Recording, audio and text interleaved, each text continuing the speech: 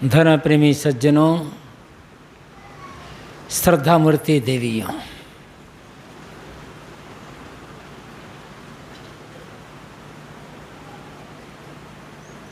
ध्यान एक जीवन जीने की कला है।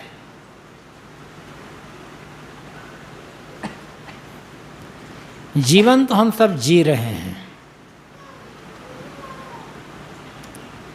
किंतु जीवन को जीना और कलात्मक ढंग से जीना, दोनों में अंतर होता है। जीवन को कलात्मक ढंग से जीने का अर्थ होता है, जो जो उम्र बढ़ती जाए, समझ बढ़ती जाए, अनुभव बढ़ता जाए, त्यों त्यों दुख घटता जाए, पीड़ा घटती जाए, चिंता घटती जाए, भय घटता जाए, प्रसन्नता बढ़ती जाए, निश्चिंतता बढ़ती चली जाए, आनंद बढ़ता चला जाए।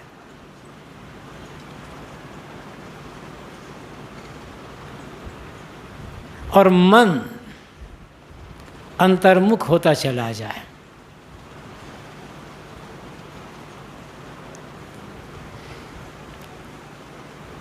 चार दिनों तक दो सत्र में ध्यान शिविर का यहाँ आयोजन रहा और आज सुबह बहुत सारी बातें सुनने में आई, अभ्यास भी किया, प्रयोग भी किया। तो इस 4-5 दिनों में हम ध्यान में पूरा ट्रेंड हो जाएंगे, ऐसा नहीं है। हमारा मन पूरा का पूरा सध जाएगा। 5 दिन के 7 दिन 10 दिन कर लें, इतने में नहीं होगा। यह तो एक प्रकार की ट्रेनिंग सेंटर है, एक रास्ता बताया जाता है। ध्यान क्या है, कैसे करना है, सावधानी क्या रखनी है, इन बातों पर चर्चा होती है। एक प्रयोग होता है, कैसे आगे बढ़ना है, एक सीख और प्रेरणा मिलती है। लाभ तो पूरा तब मिलेगा जब नियमित रूप से करने लगे। शायद ये 1993 की बात होगी, जब प्रयागराज में, जहाँ प्रीतमनगर का आश्रम है पुराना, जिसे आजकल लोग कबीर मंदिर कहते हैं,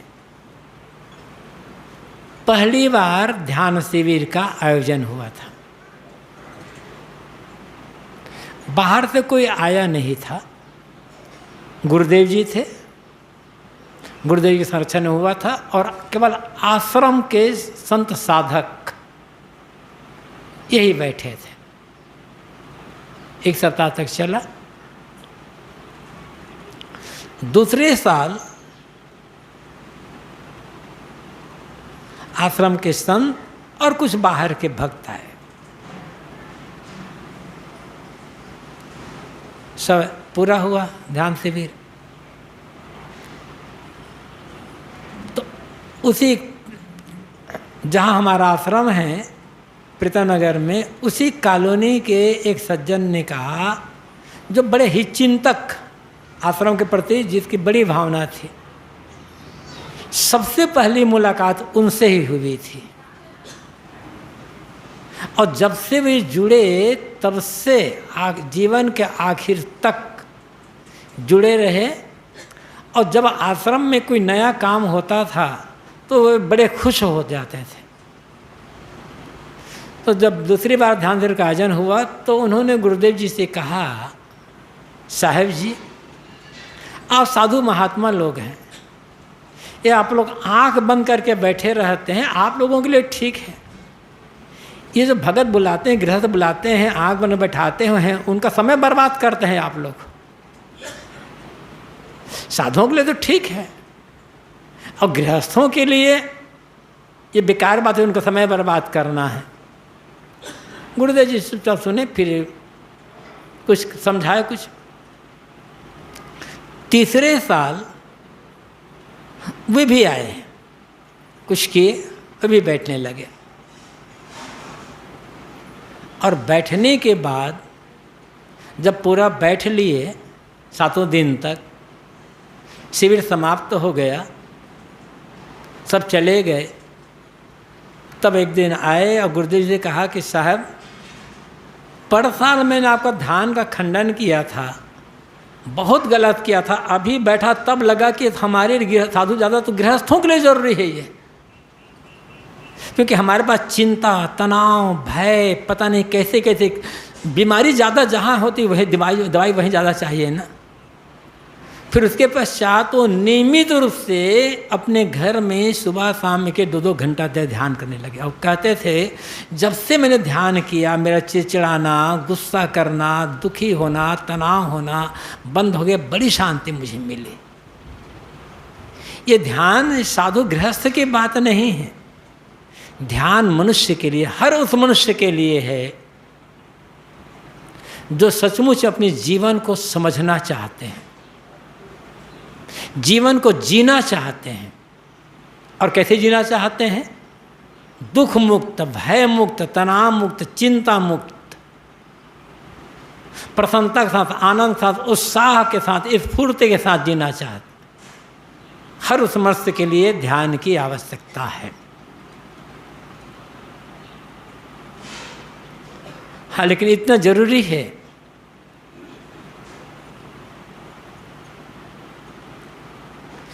कि चाहे कहीं भी रहें, भोजन सदैव सात्विक, सुपाच्य और संतुलित ही करें। जितना संभव हो नमक और तेल बहुत कम, मिर्च मसाले का प्रयोग नहीं के बराबर, सादा हो, सुपाच्य हो, संतुलित हो। जो जीव स्वाद के चक्कर में पड़ेगा वो आदमी ध्यान साधक नहीं हो सकता। ये भी बहुत पहले की बात है, जब पीतनगर में रहते थे तब एक सन्यासी महात्मा आए आश्रम में, 2-3 दिन रुके, भोजन किए। एक दिन भोजन के पश्चात उन्होंने गुरुदेव जी से कहा, साहब जी आप रोज रोज सब्जी बनाते हैं, अरे कभी कभी तरकारी भी बना दिया करो। नमक तो बहुत सस्ता है, थोड़ा नमक ही डलवा दिया करो। कई लोग कहते हैं, आश्रम में आते हैं, रुकते भी हैं तो मजाक करते हैं, साहब आपका जो भोजन बनता है ना, हॉस्पिटल में जो बीमार हैं उनके लिए होता है, हम लोग के लिए नहीं होता। तो भोजन जितना सादा, सात्विक, सुपाच्य करोगे उतना शरीर स्वस्थ रहेगा। जीव स्वाद के चक्कर से बचो। कबीर साहब ने भी कहा है, खट्टा मीठा चरफरा जिभ्या सब रस ले, चोरों कुतिया मिल गई अब कौन पहरा दे। तो भोजन सादा, सात्विक, सुपाच्य, संतुलित, इच्छाएं कम, चाहनाएं कम, अपेक्षाएं कम। चाहना, इच्छा, अपेक्षा एक ही बात है। ये जितने कम होंगी शिकायत मन में नहीं होगी, किसी ने बात नहीं मानी तो दुख नहीं होगा, कलह नहीं होगा। एक चुटकुला याद आ गया, आप लोग अपने अपने घर में शांति चाहते हो ना, प्रसन्नता से जीना चाहते हो, तो एक सज्जन, 2-4 लोग बैठे थे, तो एक सज्जन दूसरे सज्जन से कह रहे थे कि मैं 35 साल से नियमित रूप से प्रतिदिन गीता का उपदेश सुनते आ रहा हूँ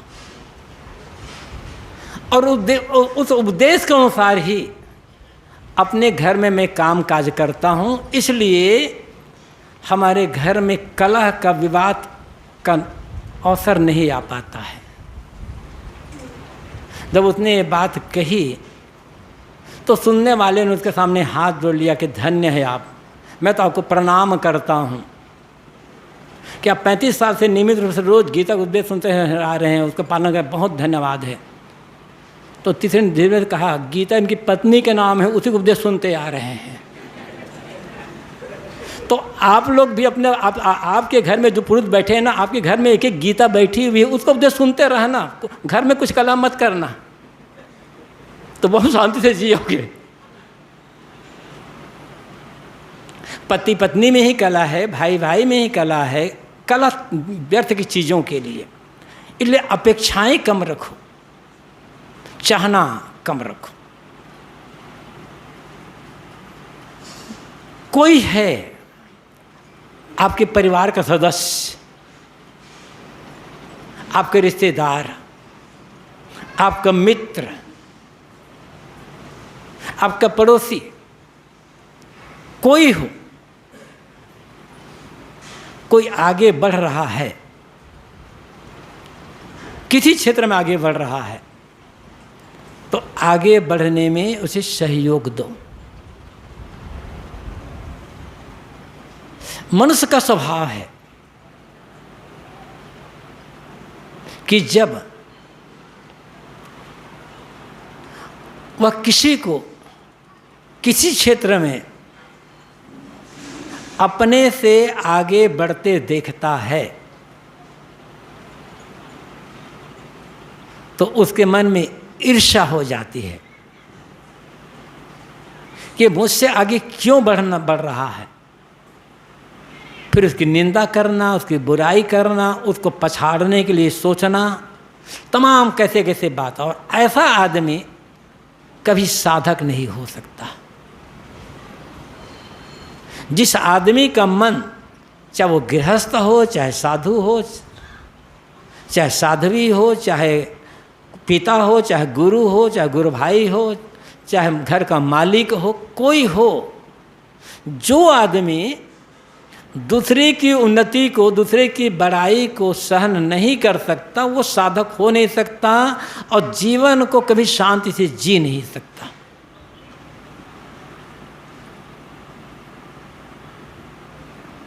साधक वह है, चाहे साधक कहो चाहे साधिका कहो, साधक वह है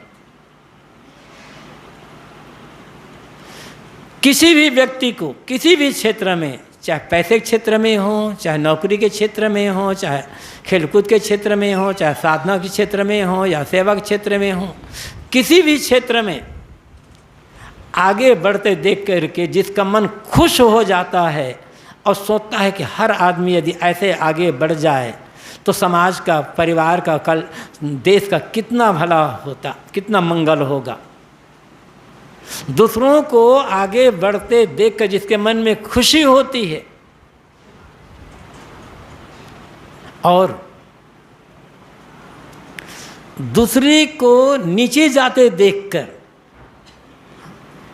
दूसरे को दुखी देख करके जिसके मन में उसके लिए करुणा होती है और ये भाव होता है कि ये आदमी कैसे फिर से ऊपर उठे,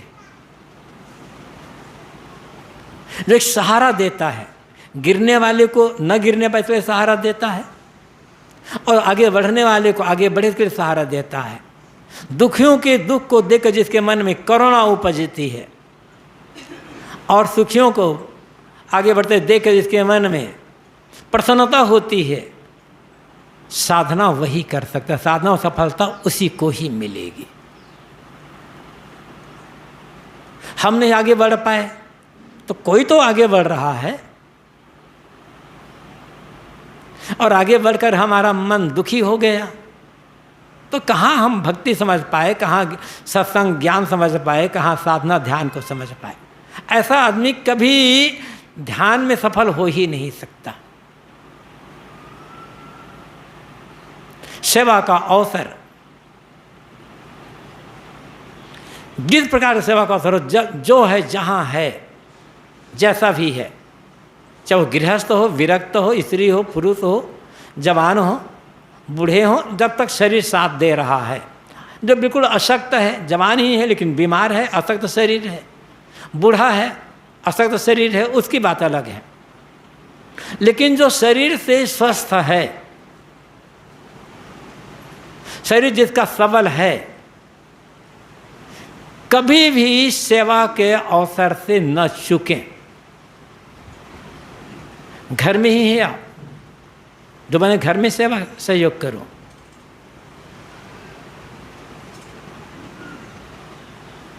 सेवा का अवसर से चूके ना। और सेवा प्रसन्न मन से, उत्साह से, मजबूर होकर के नहीं। सेवा मजबूरी में सेवा नहीं बनती, मजबूरी में बेगारी होती है। मजबूर होकर आप कुछ भी काम कर लो, चित्त शुद्ध होगा नहीं, मन चित्त प्रसन्न होगा ही नहीं। क्योंकि आप सेवा नहीं कर रहे हैं, काम नहीं कर रहे हैं, बेगारी कर रहे हैं।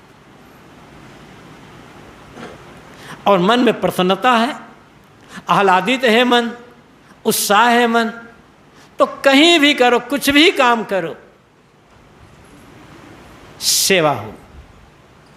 लेकिन सेवा तब बनेगी जब निष्कामता होगी, पाने की चाहना से रहित सेवा होगी तब। ये एक प्राथमिक आवश्यकता है ध्यान में आगे बढ़ने के लिए, ध्यान में सफलता पाने के लिए। और ये गुण नहीं है, ये तैयारी हमारी नहीं है। हम बैठते तो रह जाएंगे किंतु सफलता नहीं मिलेगी।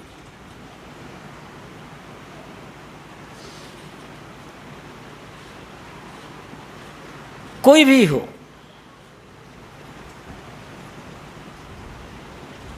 साधु का तो काम ही है संयम, साधना, त्याग, वैराग, सदाचार के मार्ग पर चलना। जो लोग गृहस्थी में हैं और जो जीवन को शांतिपूर्वक जीना चाहते हैं, ध्यान साधना और सफल होना चाहते हैं, उनके लिए भी एक आवश्यक शर्त है जीवन का सद्गुणी सदाचारमय होना। ये सदाचार ही एक प्लेटफार्म तैयार करेगा, भूमिका तैयार करेगा। सदाचार ही नहीं है, जीवन में कोई सद्गुण ही नहीं है, तो कैसे का हम आगे बढ़ पाएंगे?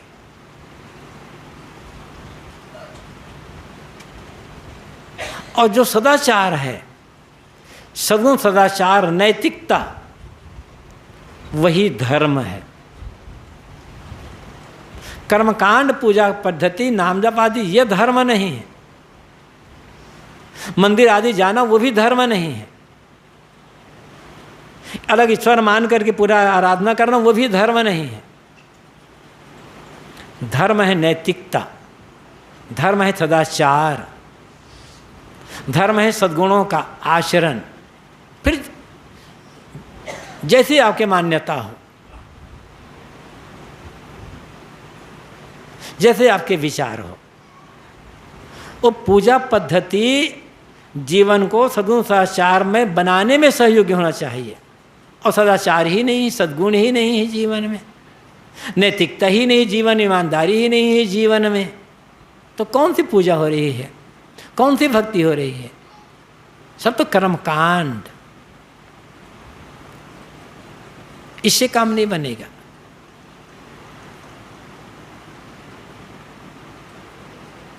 सादा रहन सहन, सादा खान पान, सादा विचार और सद्गुण सदाचार में जीवन, सेवा परायणता, निष्कामता, और सबसे अंत में निष्कामता में तो बात आ ही गई है, बाहर से कुछ भी पाने की चाहना का त्याग। चाहे पद हो, चाहे प्रतिष्ठा हो, चाहे कुछ भी, पाना नहीं है। साधना का अर्थ है छोड़ना, त्यागना। किसका छोड़ना? कामना का, अहंकार का। कबीर की साधना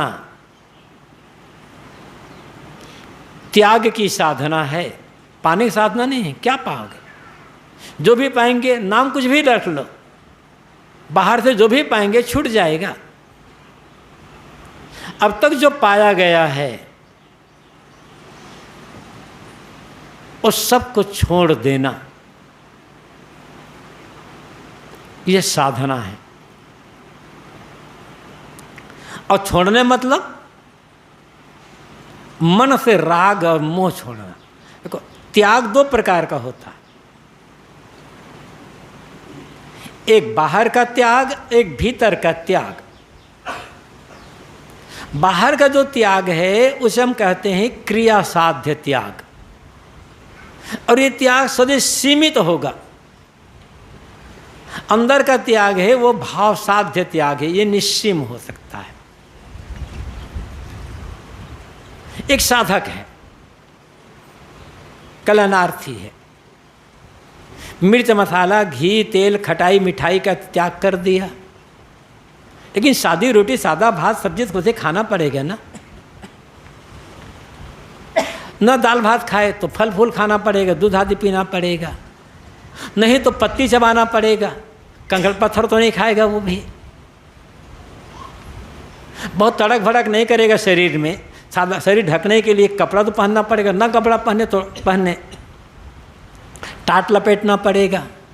वो भी ना पहनो तो जब सोओगे तो कंकड़ पत्थर ये तो बुहारना पड़ेगा, कांटे कंकड़ में तो नहीं सोएगा। शरीर मजबूर करता है कुछ ग्रहण करने के लिए।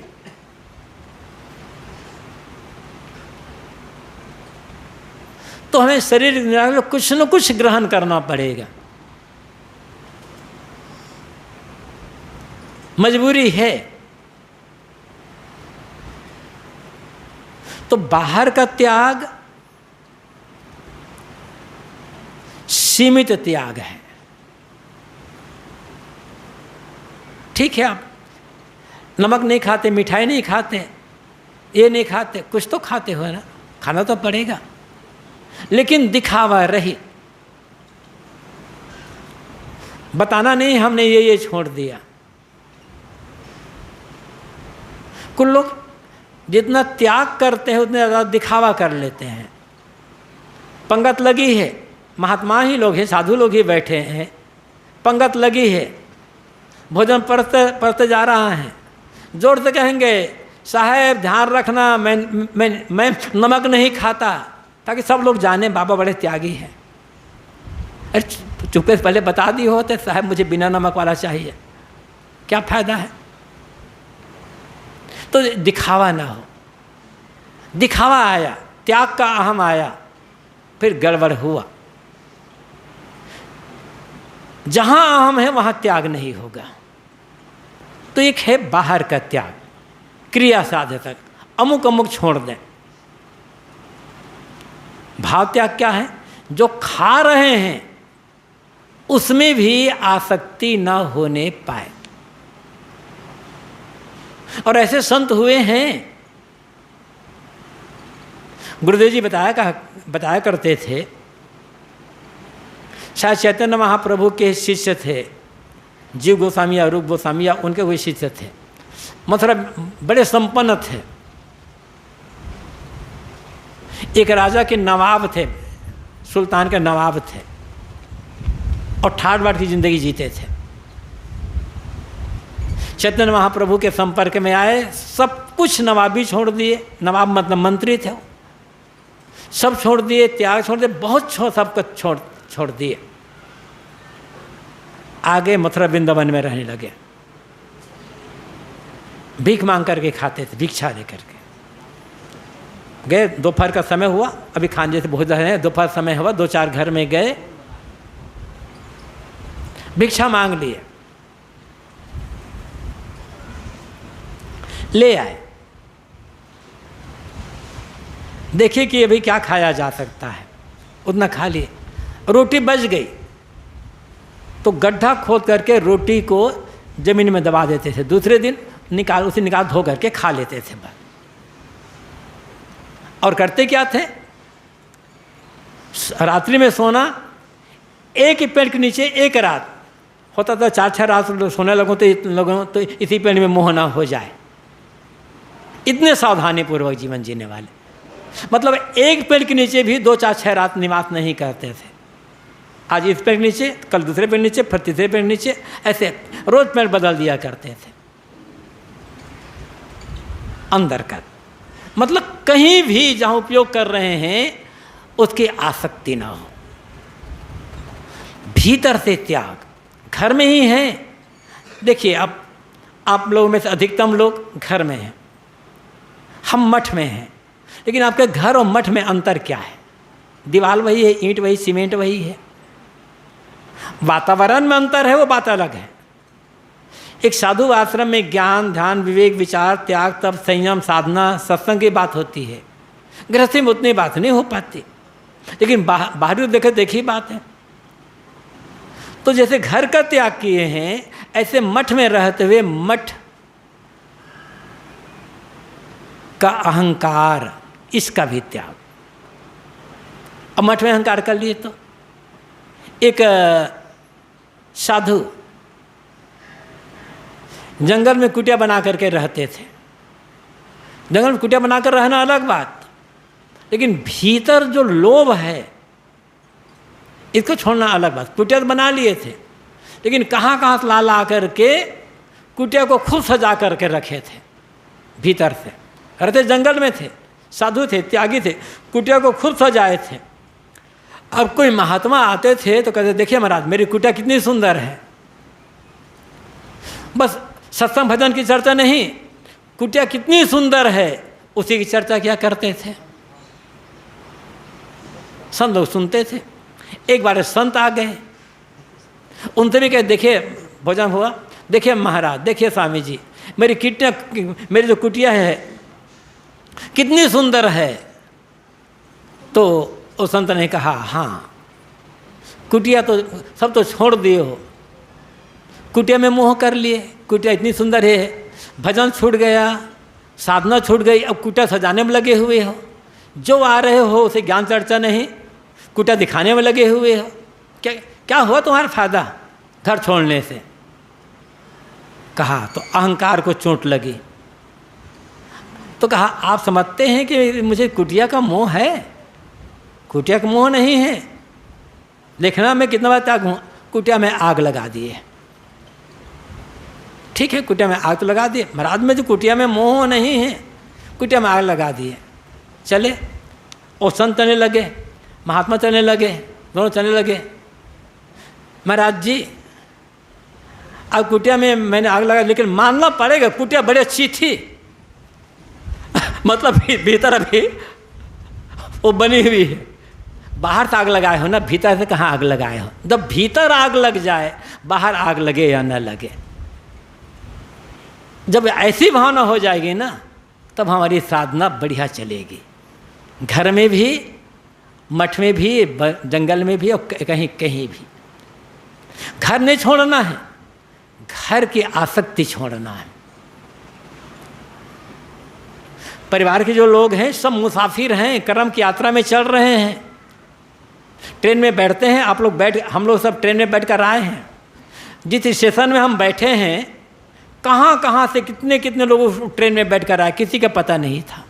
सामने बैठे, मेरी मुलाकात हो गई, बात हो गई। और ट्रेन में हम उस स्टेशन में हम अकेले नहीं बैठे, अब तमाम लोग बैठे। कौन उस ट्रेन में कहाँ से बैठ कर आया है, कब बैठ कर आया है, पता नहीं है।